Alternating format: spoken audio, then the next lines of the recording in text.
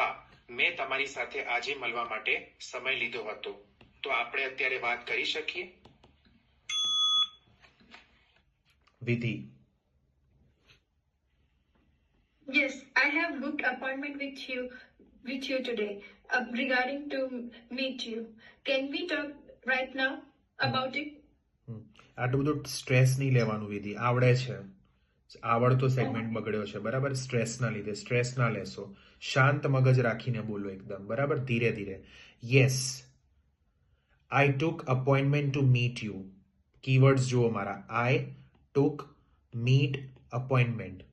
I took appointment to meet you. પછી question પૂછે છે. શું ક્વેશ્ચન પૂછે છે? Talk now.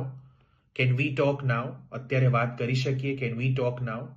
ઓકે, એટલે આ સેગમેન્ટ કેવું હતું? હવે આ તમે જો ક્વેશ્ચન માર્ક, ટોક નાવ. હવે બોલતી વખતે હું આવું ના બોલી શકું, ટોક નાવ, ના, એનું કોઈ સેન્સ ના બને, બરાબર? So note taking is there to support you,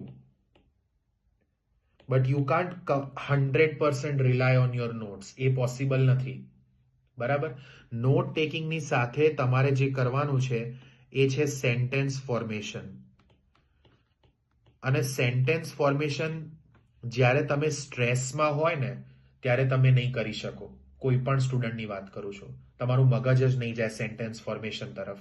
શાંત મગજ હશે ને તો તમે સેન્ટેન્સ ફોર્મેશન કરી શકશો. કેવું શાંત મગજ? Yes, I took appointment to meet you. Can we talk now? આવી રીતે.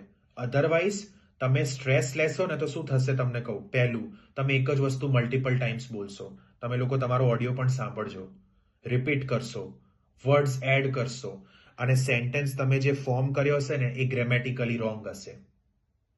This happens when you are under stress. So try to relax and speak.